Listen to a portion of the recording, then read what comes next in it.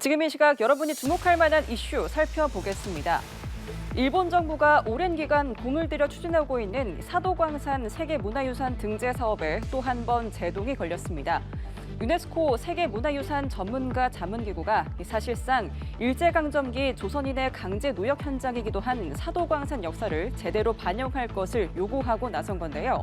다음 달 말 최종 결정이 나는데 한일 간 치열한 외교전이 예상됩니다. 이준삼 기자입니다. 유네스코 세계문화유산 전문가 자문기구가 일본 측의 사도광산 세계유산 등재와 관련해 보류 권고를 결정했습니다. 이 자문기구는 일본이 추천한 사도광산 중에 에도 시기 유산이 대부분을 차지하는 지구는 자산 범위에서 제외한다고 지적했고, 광업채굴이 이루어졌던 모든 시기의 전체 역사를 포괄적으로 다루는 설명과 전시 전략도 갖춰야 한다고 밝혔습니다. 사실상 조선인 강제 노역의 역사를 반영하라고 요구한 겁니다.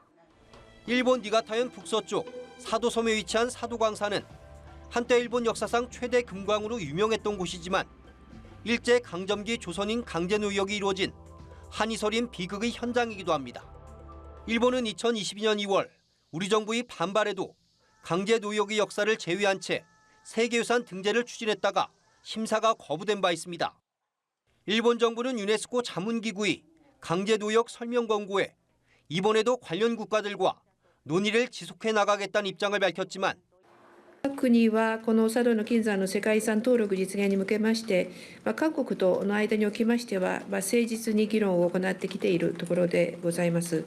引き続き誠実かつ不断に丁寧な議論を行ってまいりたいと考えております。 사도광산의 세계유산 가치와 조선인 강제노동은 관계가 없다는 기존 입장은 변한 게 없습니다. 앞으로 일본 정부의 관련 국가들을 상대로 한 국제 여론전은 더욱 치열해질 것으로 보입니다.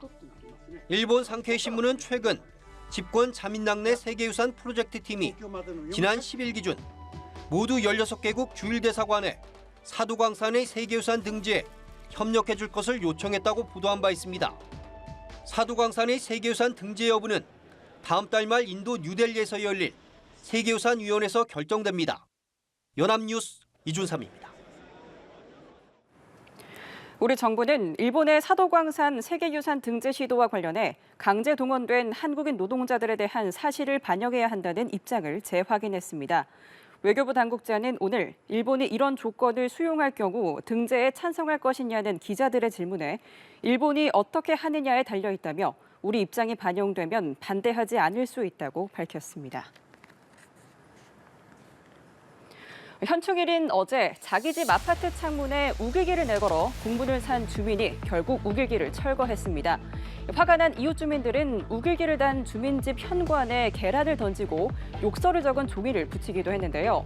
일부 네티즌들이 해당 주민에 대한 신상 털기에 나서면서 동명이인인 다른 사람이 피해를 입는 일도 발생했습니다. 고휘훈 기자입니다. 아파트 현관문에 종이가 덕지덕지 붙어 있습니다. 바닥엔 깨진 계란도 있습니다. 현충일 날 집 창문에 우길기를 내건 주민에 항의하기 위해서 이웃 주민들이 한 행동입니다. 우길기를 내걸었던 주민은 하루도 안 된 현충일 날 밤에 슬그머니 철거했습니다. 현충일 날 우길기를 건 행동을 공감하는 이는 거의 없습니다. 좀 약간 어이없고 왜 약간 이런 날에 저거 자라왔는지 좀 궁금해요.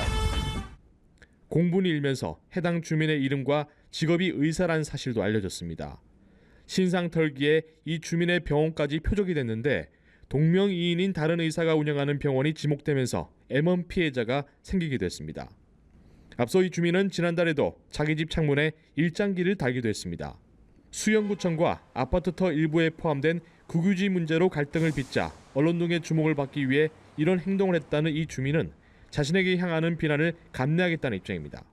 감내해야 될 부분이라고 각오하고 있고 감내해야 되고, 이런 일시적인 흥분이 가라앉으면은 그 밑에 있는 진실이 드러날 거라고 저는 확신하고 있습니다. 그는 일장기 개양에 대해 사과할 용의가 있지만 전 국민이 알아야 할 문제라고 생각해서 이렇게 했다고 주장했습니다. 논란이 되고 있지만 우길기 개양을 제재할 수 있는 마땅한 방법은 없습니다. 수영구청은 공동주택관리법 위반 사항을 들여다봤지만 근거가 없어 해당 아파트 관리사무소에 협조 공문만 보내놓은 상황입니다. 주민들한테 이제 믿음 들어오고 하니까 이제 법적으로 이제 뭐 이렇게 제재할 수 있는 사항은 아닌데 그분한테 좀 협조를 구해서 좀 이걸 좀 취하다 그러니까 그런 쪽으로 우리가 가르쳐. 경찰은 5개 광고물법 위반 여부를 검토 중인 것으로 알려졌습니다. 연합뉴스 TV 고효입니다. 국내 한 탈북민 단체가 쌀 500kg을 페트병에 담아 바다를 통해 북한으로 보냈습니다. 전날에는 다른 탈북민 단체가 대북전단 수십만 장을 풍선에 담아 북으로 날려보내기도 했는데요.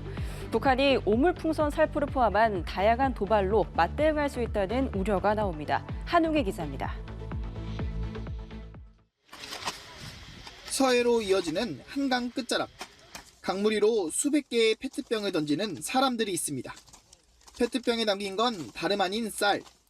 국내 한 탈북민 단체가 북한을 향해 쌀을 포함해 달러, USB 등이 담긴 페트병 500개를 보냈습니다.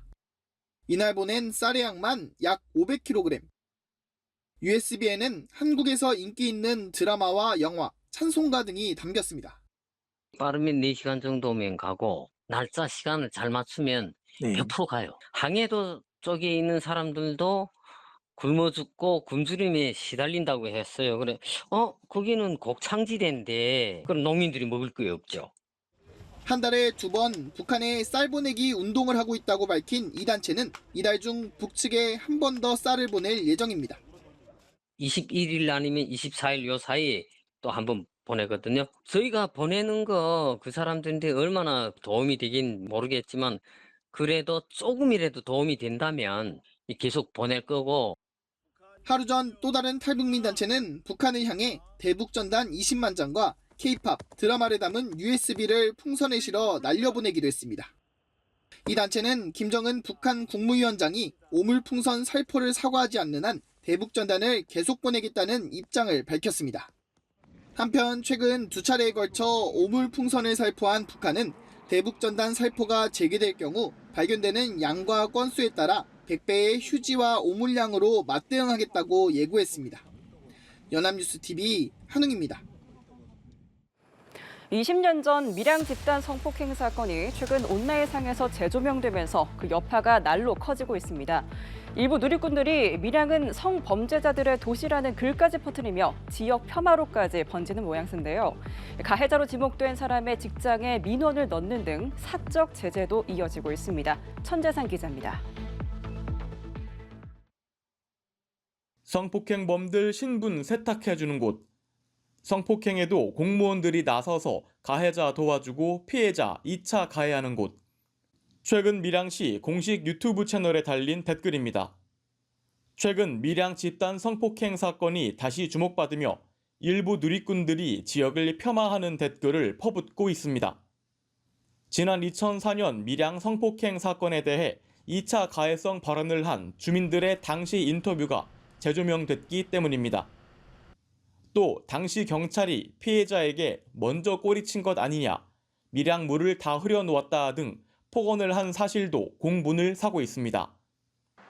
이미지가 이래 실추된다 하는 게 시민들이 아주 참 우울해해야 있고 그런 상황입니다. 가해자로 지목된 사람들의 근황과 신원을 공개한 유튜브 채널에는 제지 댓글이 달리며 여론의 큰 반향을 얻고 있고 누리꾼들은 가해자의 가족까지 비난하고 직장에 민원을 넣는 등 사적 제재를 가하고 있습니다. 최초 신원 공개에 나섰던 유튜버에 이어 또 다른 유튜버도 폭로전에 뛰어들며 당시 가해자들에 대한 신상 털기는 속도를 내고 있습니다. 전문가들은 이 같은 사적 제재에 대한 공감과 지지의 이면에 사법정의에 대한 신뢰의 붕괴가 있다고 분석합니다.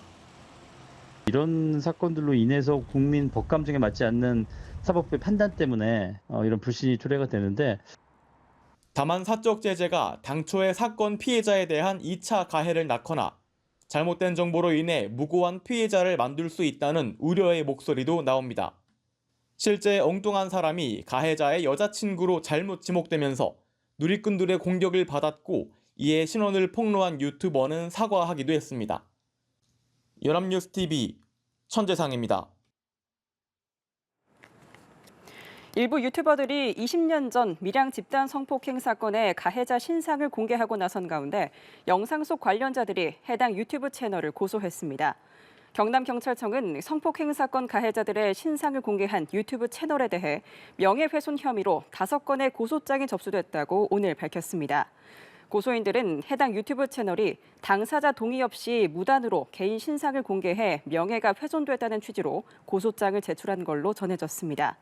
고소인 중에는 가해자로 지목돼 직장에서 해고된 남성과 가해자의 여자친구라고 잘못 알려진 여성 등이 포함된 것으로 알려졌습니다.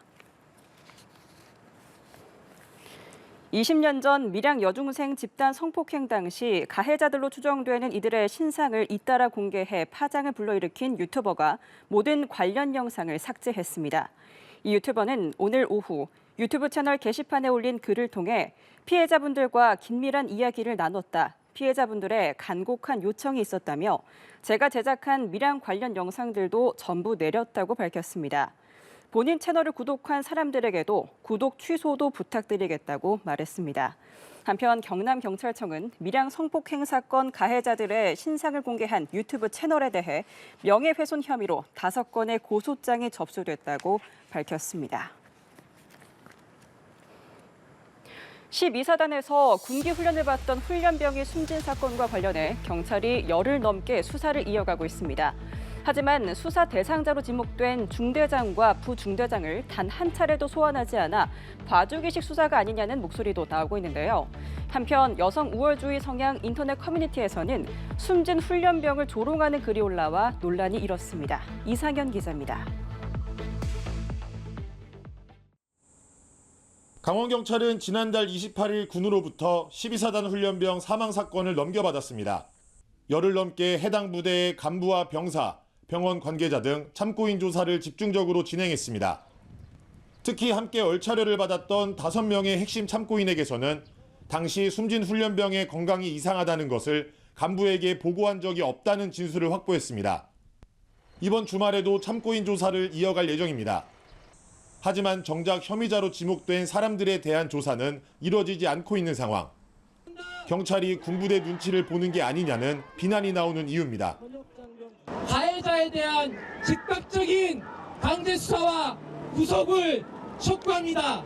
상해치사인지 과실치사인지 여러분이 명명백백하게 밝혀야 하는 것이지 언론에다가 가해자 유리하게, 육군이 유리하게, 국방부 당국이 유리하게 약치지 마십시오. 이에 대해 경찰 관계자는 기초적인 사실관계를 세밀하게 조사하고 일정에 따라 중대장을 소환할 예정이라고 밝혔습니다. 한편 고향으로 돌아갔던 중대장은 최근 부대로 복귀한 것으로 전해졌습니다. 군부대 측에 중대장이 현재 어디에 있는지 문의했으나 개인 신상이라 답변할 수 없다며 거절했습니다. 이런 가운데 여성 우월주의 성향 인터넷 커뮤니티인 워마드에는 숨진 훈련병을 조롱하는 글이 올라와 논란을 불러일으켰습니다. 군 관계자는 조롱성 게시글은 유가족의 명예를 심각하게 훼손하는 행위라며 즉각 중단할 것을 촉구했습니다. 연합뉴스 TV 이상현입니다.